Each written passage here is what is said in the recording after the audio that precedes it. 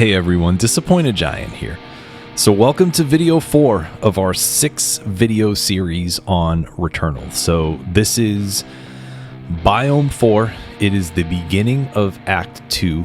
So we're starting, pardon the pun, but we're starting a new cycle here. And yeah, this is the Echoing Ruins. So that's the name of Biome 4. So there's a really interesting through line between the first act, which is Biomes 1, 2, and 3, and the second act, Biomes 4, 5, and 6, as they are all sort of dark side versions of the first Biomes, right? So you finish you finish Biome 3, watch the ending, and then you wake up here and it's like, what is going on?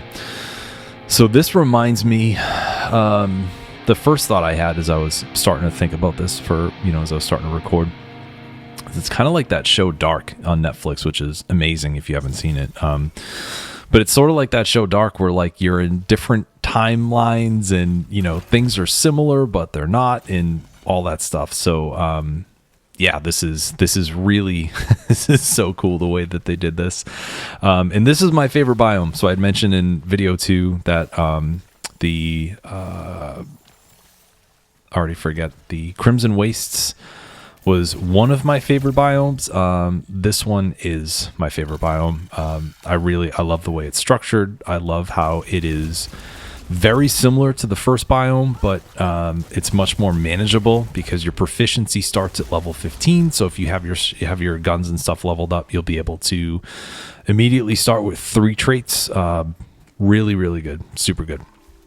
So like the other 3 videos in the series, just going to start with some quick business. The first one is there's a lot of movement, a lot of camera rotation and other things.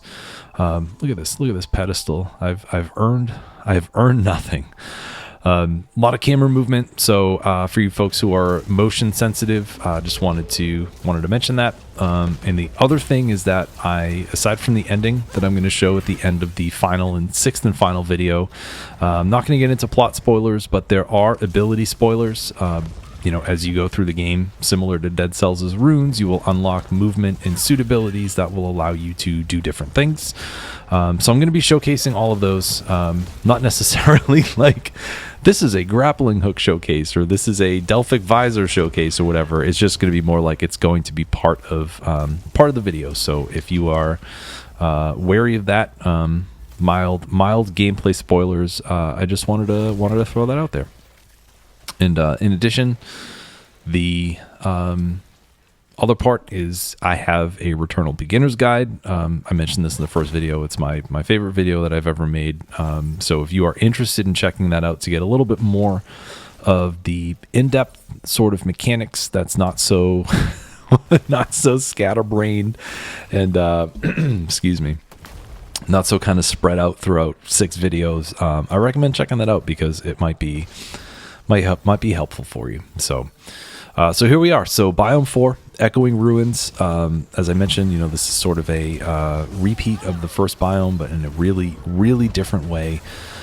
You'll notice a little bit of similarity between rooms. Obviously you're in a forest in both areas. They're both sort of beaten up, but it's a great level.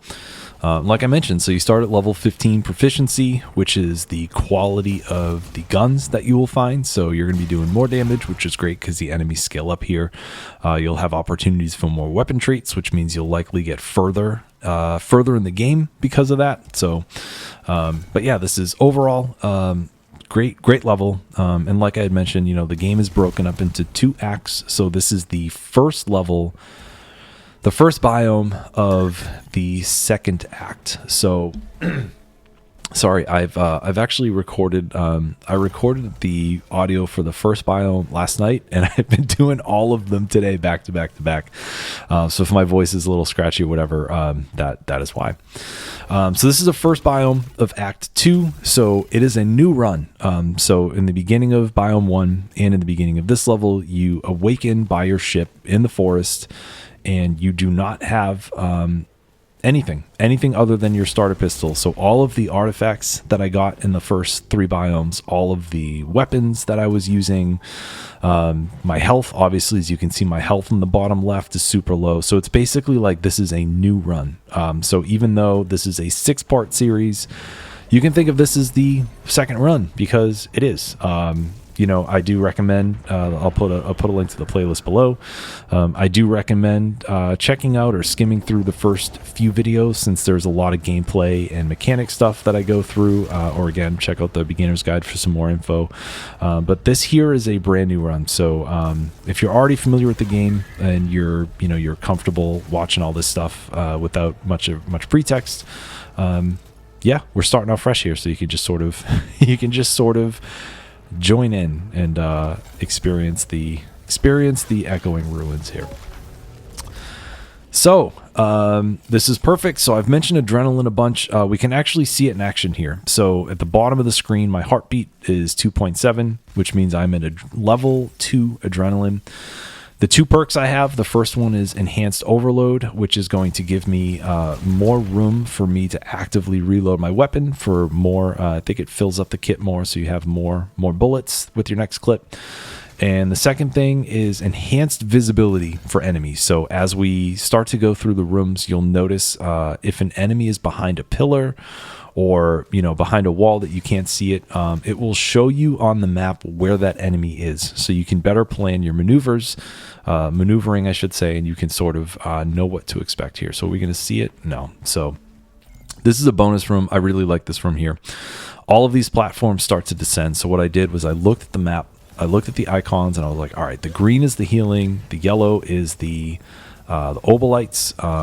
Just trying to decide what I want to pick up before everything hits the ground. And I am super lucky here where I get a bunch of stuff and I use my grappling hook just as the platforms are really starting to fall. So totally lucked out here. Picked up a malfunction, top left of the corner, top left of the screen. It's gone the second I bring it up. It was a really easy one to clear. Just use a consumable. I used my ground spike to take out, I think it was one of the turrets or one of the flying enemies. I forget what it is already. But I used that and the malfunction's gone. So similar, like I had mentioned in the previous video, there are malignant items that are purple. They have like that purple sort of glaze, purple haze around it. If you pick up those items or you break those obolite chunks, you have a chance to get a malfunction. It's not 100%, but there's a decent chance that will happen. And when that does happen, if you decide not to cleanse it using Ether, which is one of the game's, or I should say the game's long-standing run-to-run meta currency, this is the icon to the left of the map that looks like 2 arrows. It says 18. I have 18 Ether. If I choose not to cleanse it, which will guarantee that you don't get a malfunction, you can just pick it up and roll the dice. In general, my play style, you would have noticed if you go back and kind of check out some of the things I've been doing in the past several minutes here. The way that I play is I will often pick up malignant items without cleansing it. I'll pick up resins, I'll crash the obolites, I'll do whatever, because in general, especially with the obolites early on, the benefits of having more money early, so that way you can have a better economy if you were to find an artifact or something. Like I just found a damage augment, which is great. That will increase my weapon damage across the board by 10%. It's a stat that I will always get when I see it. But it's just really good to have some extra cash to throw around here. So I've already bought two things. I bought that stat augment. I also got, I think it was Murmuring Cocoon, I want to say is what I also picked up earlier, which helps with parasites. It gives you either increases positive effects or it gives you healing or extra health. I forget exactly what it does. But I was able to pick that up, and I still have, I think I'm going to leave this room with like a couple $100 or something. So always for me, early on, I'll pick stuff up. Am I going to do it here? I don't think I am. Pick some stuff up and sort of allow that to dictate a little bit of positive economy in your runs. Yeah, look at all this. Look at all these obolites here, just doing work here. I'm leaving with 300. That's beautiful. So that's already, I mentioned in the previous videos, that's already the cost of a astronaut figurine. It's almost the cost of a full integrity upgrade where you have 25% extra health. So I'm doing great. My economy is really good early game here. If I remember correctly, because I had to record this 3 times, I think 2 or 3 times, footage wise, because my Echoing Ruins footage got corrupt after I had recorded the full run. So I can't remember if that happened in this run or if the one that I had to scrap. But there was I ended up buying a bunch of stuff, so there's a possibility that towards the end of the game I'm going to be running a little bit thin because I'm getting super overconfident with my money here. But like I said, starting off here, we're in really good shape. So what I'm going to do here, I'm going to drop down. I'm going to open up this blue chest that has a weapon in it. I decide to take it over my rocket launcher because it has an alternate fire, Shock Stream 2. You can see it. I'm going to upload. I'm going to start to unlock that particular alt fire. It's like a weapon trait that any gun can get. And I recommend always unlocking a weapon trait if you can. And if there's no weapon traits, but there is an alt fire trait, you want to unlock that too. So right there. So I used a key. If you look to the left of the map in the middle, it says 1, that little downward triangle. That's how many keys you have. They can open up those red chests or they can open up locked blue doors in the biome.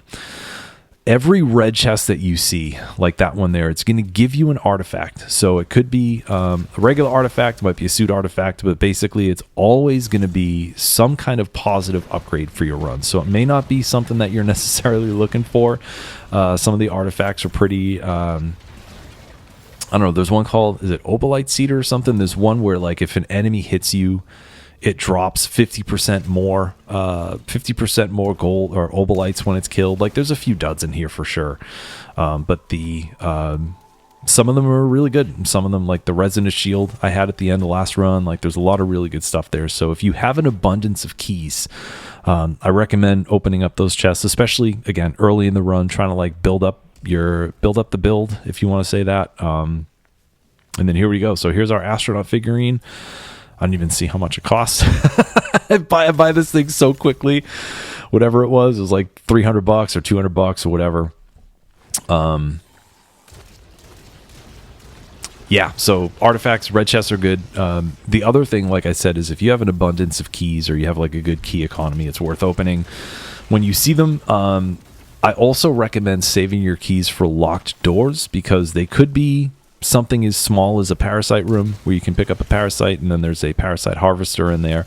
Or they could be huge parts of a level where there's 4, 5, or 6 rooms in there that you would not get to, and they have items, money.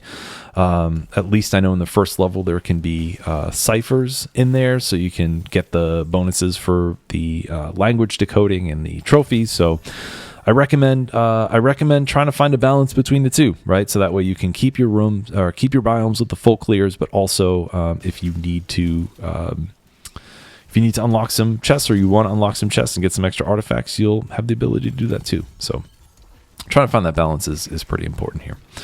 So finally, I mentioned this in like the last video or the second video, but I picked up a gun called the Spitmaw Blaster. I love this thing.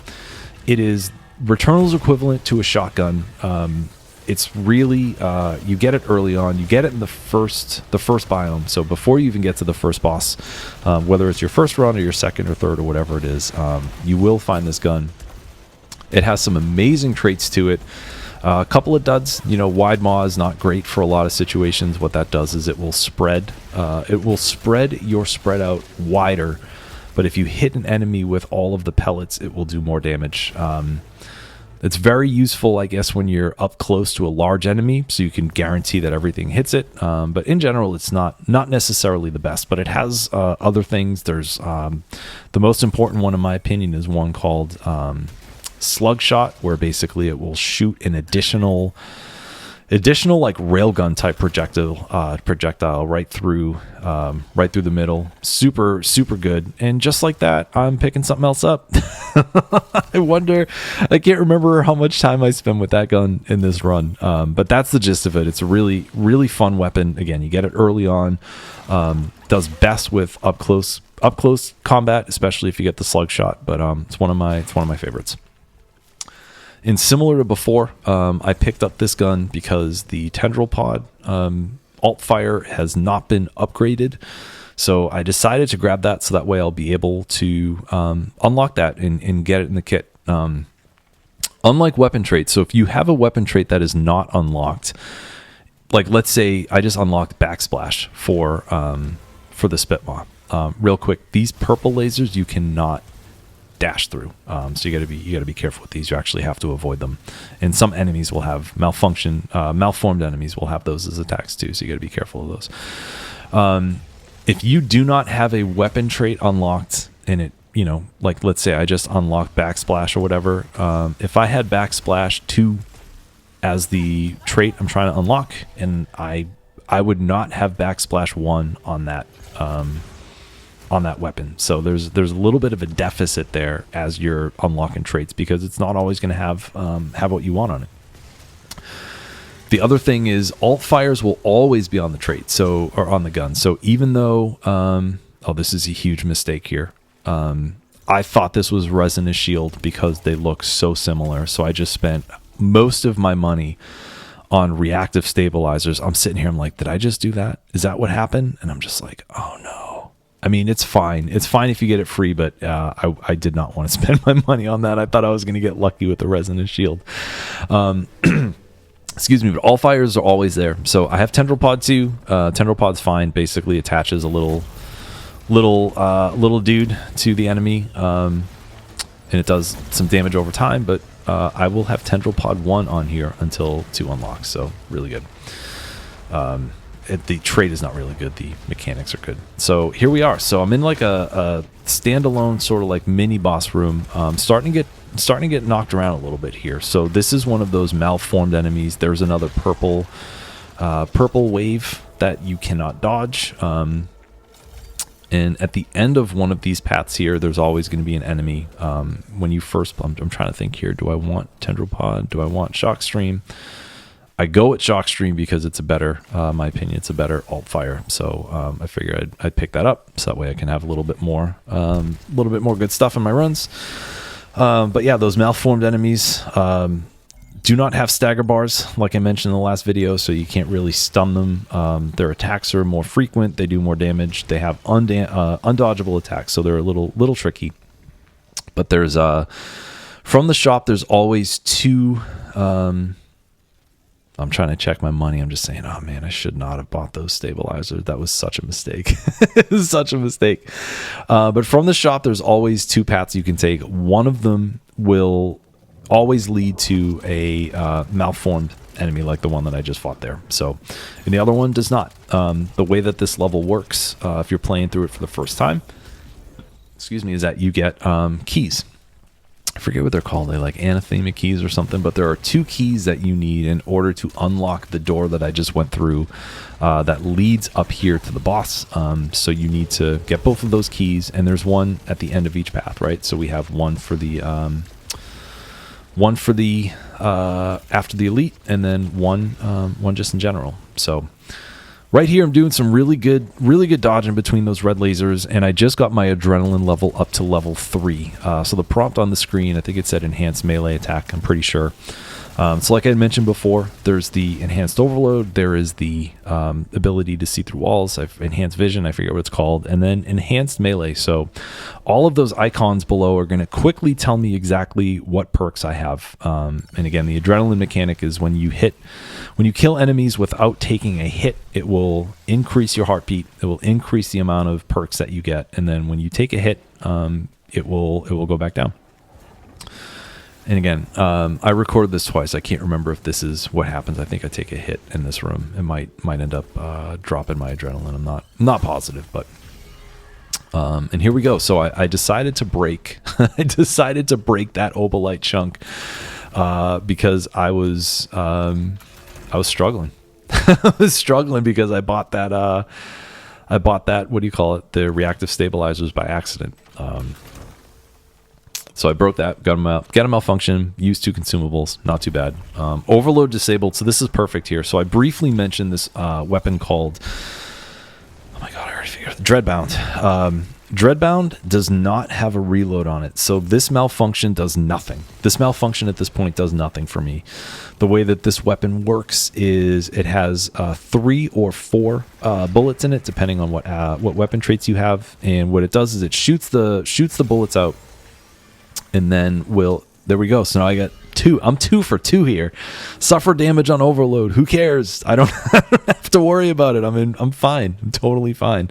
But the way that it works is it will shoot those bullets out, and if you miss an enemy, it will come back to you. So sometimes if you're in an open area and you shoot it out, here we go. Here's that parasite room. Just like a little bit of a dud of a locked door. If you shoot the bullets out and they miss an enemy, it might take a little while for them to come back, so you could have no ammo in your gun, which is really tough. The positive to it is that when you shoot an enemy and you hit an enemy, it's going to return the bullet to you. So if you're in an area, like you'll see it with the boss of this level. I'm pretty sure I flawless the boss, which is like an incredibly rare occurrence for anybody playing this game. But you'll see it, the bullets from the Dreadbound are going to hit the boss and immediately come back. So it's like this closed loop of just absolutely destroying the dude. And part of why this particular Dreadbound is really good, there's 2 traits on it that are very, very important.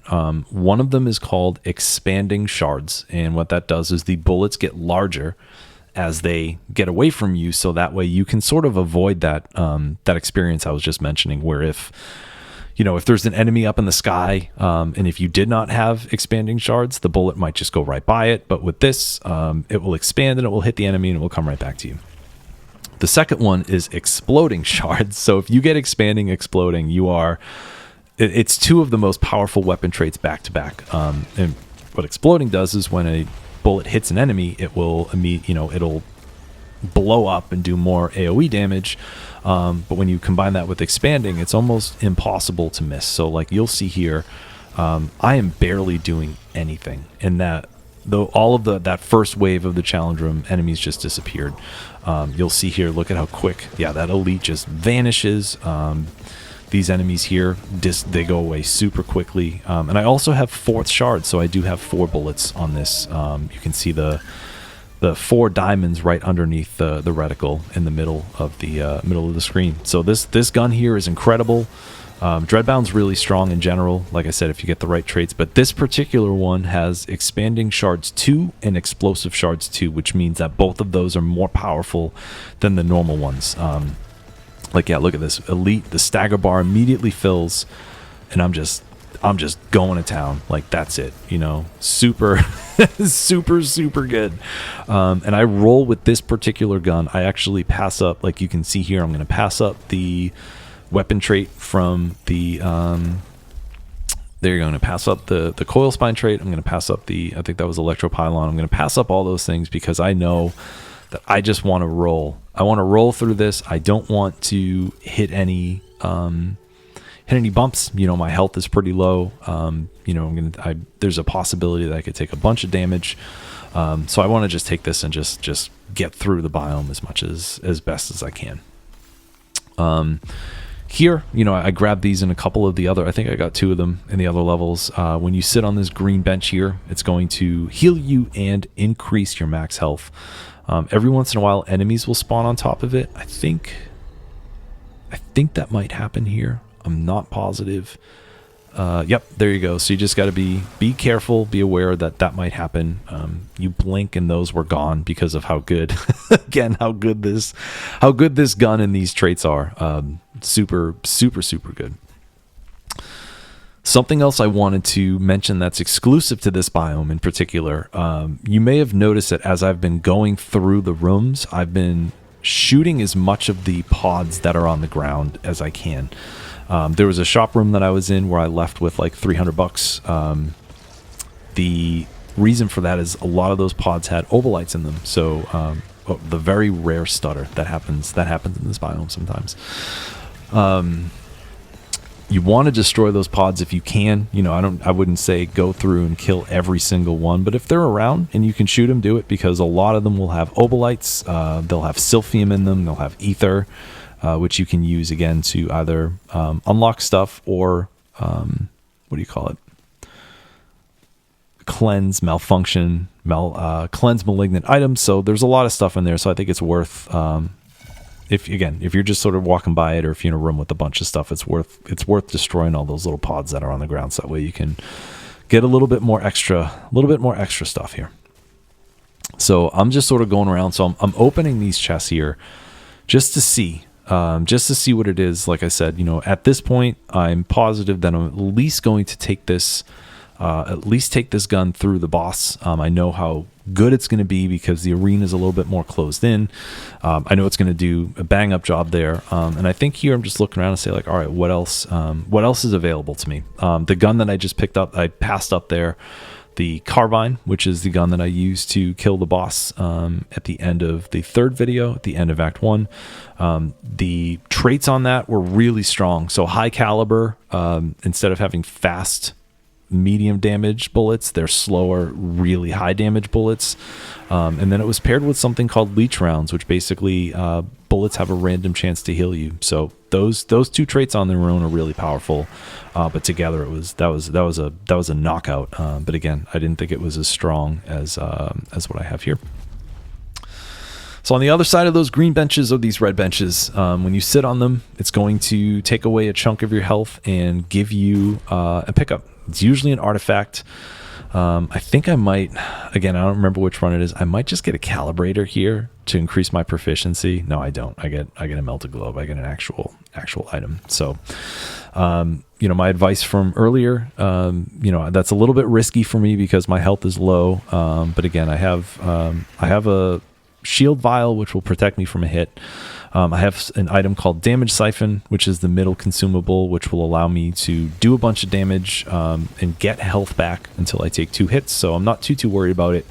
But in general, you don't want to take those early because the amount of damage, or I should say the amount of health that it takes away, may not be worth the additional...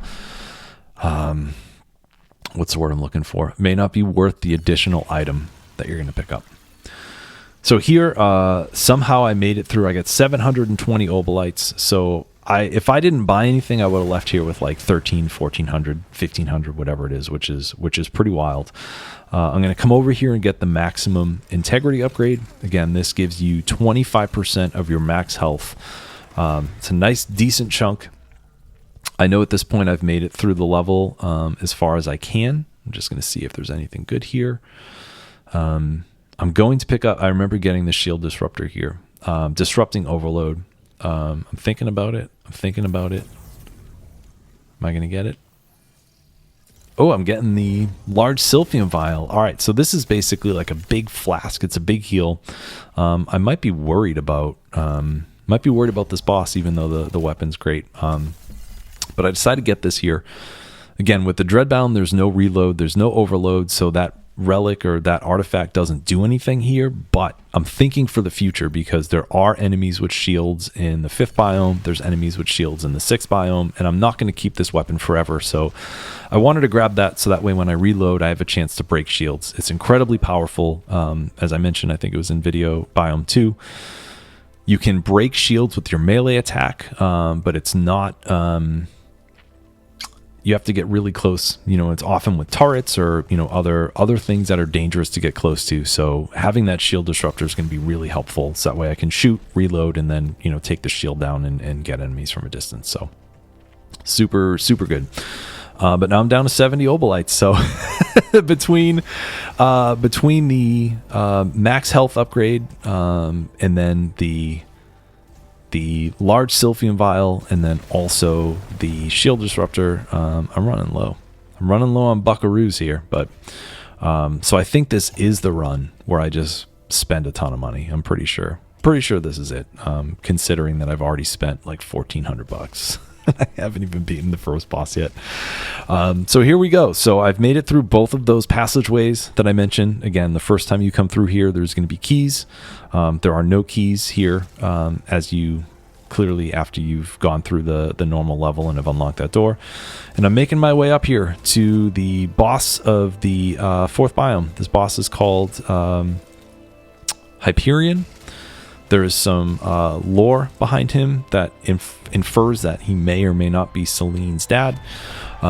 There's some great overlap here between the diegetic music in-game and then also the motif of Don't Fear the Reaper by Blue Oyster Cult. So he's actually playing the lyrical melody on his organ here. It's great. It's really cool. So this boss is going to disappear super quickly. So basically he has 3 phases, just like all the bosses. The first one, he'll come out at you, and then when you get him to about like maybe half or 25-30% of his health, he goes back to the organ and then blasts out a bunch of projectiles. It really does not make that much of a difference here. So as you can see, the Dreadbound is doing a ton of damage. The shards are coming right back to me immediately. You know, I'm not too far away from him. They're expanding, they're exploding. So I am just constantly shooting with no need to reload. I'm not running out of ammo. It's so powerful. So here we go. So here's the third phase already. It's already the third phase. Super fast, super quick. And I'm pretty sure, again, I think yeah, there's a couple, like here you go. So here's a projectile response that you're going to see from him. There's the overhead projectile, and then that's it. I did so much damage during that last attack that he did not even have time to hit the organ for the third phase. So I'm going to do a little dance, a little circle dance there. I'm going to pick up the Murmuring Cocoon, which makes parasites that I might pick up later more powerful. Ironically, I'm going to get damaged by a parasite here. One of the ones I have does damage on long falls, so I did not time my dodge correctly, so I took some damage at the end of that. There, I'm spinning around here saying, what do I want to do? I want to move. So that is the end of Biome 4. Really fast clear. We're getting ready to hit Biome 5 here. So we're going to stop the video here. We will pick it up in the 5th video. I hope this was helpful for you. Thanks for watching. So that's it. As always, thank you for watching and good luck out there.